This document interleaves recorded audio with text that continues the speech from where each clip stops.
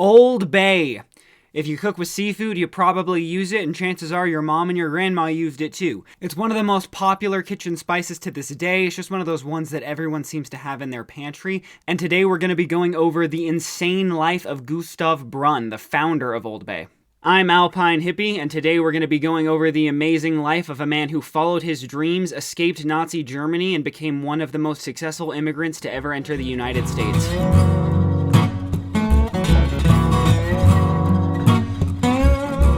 Gustav was born in 1893 in a small village in central Germany. At a young age, he was forced to leave school as his parents couldn't afford it, so he went into the apprenticeship. When he had turned 20, he avoided joining the German military via medical exemption and started his own tannery business. Since Gustav was working in the tannery, he had the opportunity to work with local farmers in the area. Through these connections, he noticed that there was a massive lack of spices in the area, and he saw a massive business opportunity in this. He arranged for some importers from Northern Europe to start shipping spices into the area, and immediately business was booming for Gustav. But sadly, this man's dream was put on pause when Nazi Germany came in 1933. Gustav was a Jewish man, and anti-Semitism was rolling like a wave across Germany. Gustav moved him and his family around Germany for a little while and eventually ended in Frankfurt. He hoped that the heavier Jewish population there would make things a little easier for him. But sadly, there was simply no escaping the inevitable, and he decided it was time to apply for an American visa. But sadly, in 1938, before he could make it to America, he was arrested and sent to a concentration camp. He was detained in Buchenwald, one of the largest concentration camps back in the day.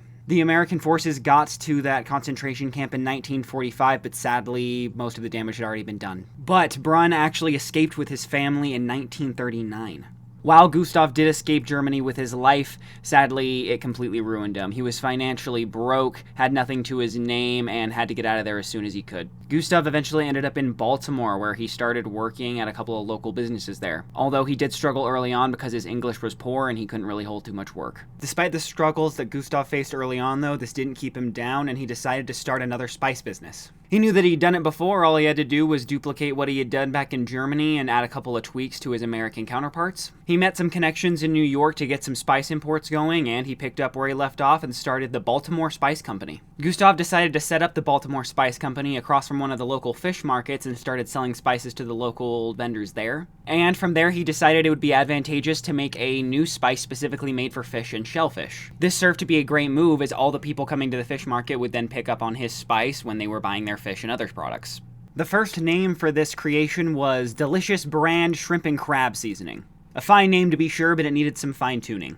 To prevent rival companies from copying his ingredients, he would add a couple of things here and there outside from his listed ingredients, such as nutmeg and other unrelated shellfish ingredients, to mix things up and keep him apart from the competitors. This worked like a charm, and it propelled him to absolute success. He was one of the most successful spice companies almost right out the gate, and it just continued to get more and more popular over the years.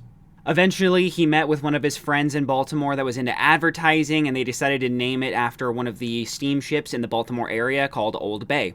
And with that, the final name, Old Bay, was decided, and the rest is history. This spice is now a household name. Almost anyone who uses boils or shellfish cooking uses it, and it has a legacy that is passed down from generation to generation. It's an amazing story of a remarkable individual who overcame adversity and did everything he could to make sure that him and his family had all the success that they deserved. These stories just tend to put a big smile on my face, and in some cases a tear in my eye, and I just wanted to share this one with you guys. I was cooking with Old Bay. I was making a boil for my birthday, actually, and I just looked up, this particular person because I knew that it was a really old spice, and I was completely blown away. I just read like a Wikipedia article on him, and I could not believe how interesting this guy was.